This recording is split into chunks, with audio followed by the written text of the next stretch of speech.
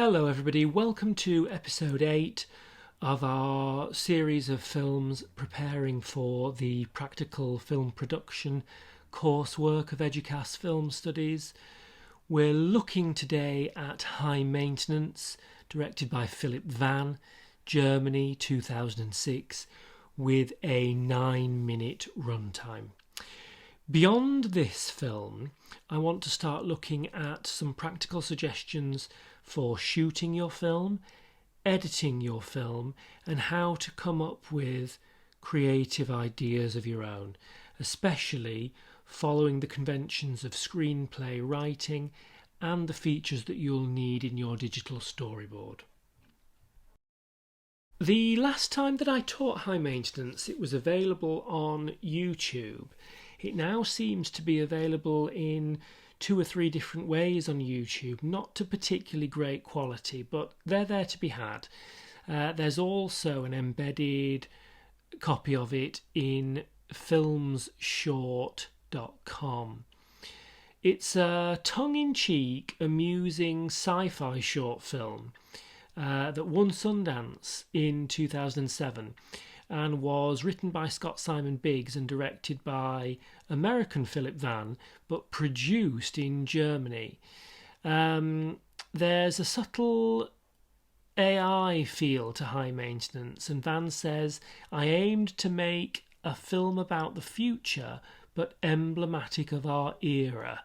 Thus we find an attractive middle-class couple at dinner, but with the woman failing to get the romantic responses she wants from her man of sorts," as we get revealed in the twists and turns of this film. It's definitely one that hit narrative twist for the prior briefs.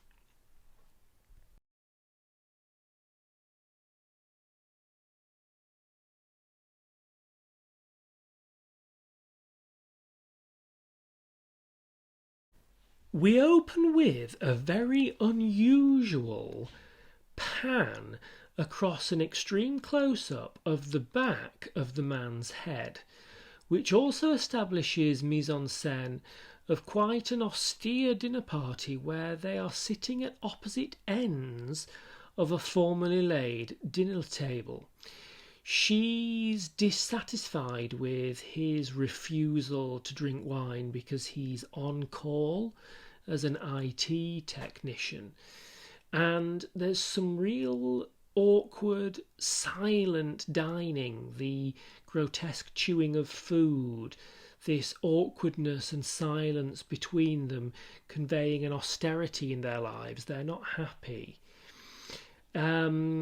She goes along and, having rowed with him that he's not that important and he can have a glass of wine, she throws wine on him. She's dissatisfied with his not drinking. She's dissatisfied with the fact that he says that he can't drink because he's on call. He makes a very mundane, boring remark about the asparagus being very tender. They launch into this row where she throws wine on him, and he retaliates by lighting up a cigarette repeatedly until she goes over and switches him off because he's a robot. He's a robotic companion. She flicks the switch at the back of his neck and then jumps on her laptop to log on to Prometheus Robotics, which I think is something of a literary allusion to Frankenstein's creature. Ironically, 2 delivery women deliver her new upgrade model. She's upgraded to a rock climber. No, a masseuse. No, a rock climbing masseuse. Let's have a bit more beard. Let's have him be a bit more blonde.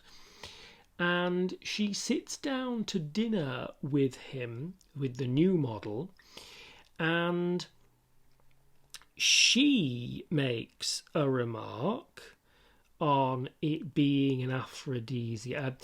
In the first instance, he's spoken about tender asparagus, and she's said, oh, it's an aphrodisiac, it's supposed to be a turn on, be sexually arousing.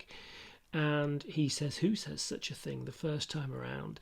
This time, he's the one to make the aphrodisiac comment, and she's slightly more encouraged, even despite the fact that he has still refused wine, albeit this time with the different excuse of having a big climb tomorrow. He comes around to start massaging her shoulders, and she is thrilled with this. This seems better. But actually, it's now him finding her mundane, and in the real narrative twist, she's the one being switched off, and he settles down to put his feet up, drink what he wants, smoke, and watch the football. So, we open with an unusual extreme close-up panning across the back of the husband's head, and there's an austere, strained relationship implied by either at either end of the table, awkwardly silent lack of conversation. Husband refuses wine, wife wants more excitement. There's a literary allusion to Prometheus robotics, upgrading to a sportier model that she'll be more satisfied with the personality of, a rock climbing masseur or masseuse, no beard, bit more blonde.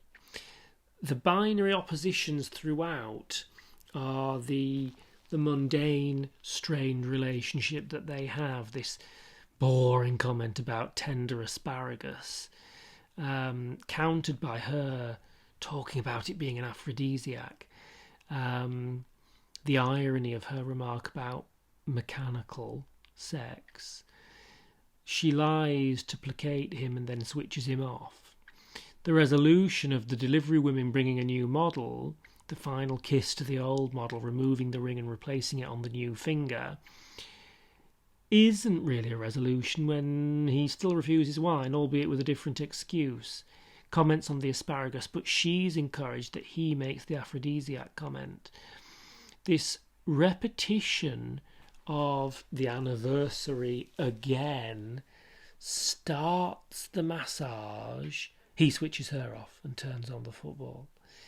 So, again, it's only in a short that you get away with being this wacky. And perhaps that's a good example of a circular or repetitious or non-linear narrative with parallel stories of sorts. That brings me to the end of the 7 short films that I want to look at with you, but that does only add up to 76 minutes total runtime, so your teachers will have already selected a selection for you that meets those requirements. But if you happen to only have looked at the 7 that I've looked at, then you are not quite meeting that 80-minute mandated requirement yet and need to do a further one. In the next few episodes, I am hoping to look at some production and shooting suggestions for you if I get time to produce that in time to publish this film. It depends who I get to give up some of their time to do some filming with me. I want to look at how to shoot, and I want to look at some examples of how you might do some shooting and footage that helps you edit together in engaging and effective ways. We'll also look at how to gather some creative ideas if you're struggling for actual impetus, and conventions in terms of screenplay writing and storyboarding.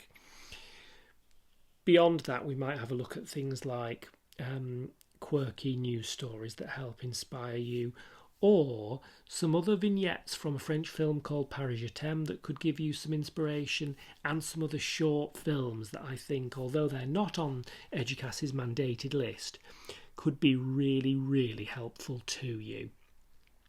Beyond that, we'll be jumping into you doing your coursework, and I'll move on to some examined material. If this has been useful, please hit like and subscribe, and please hit the notification bell for those forthcoming episodes.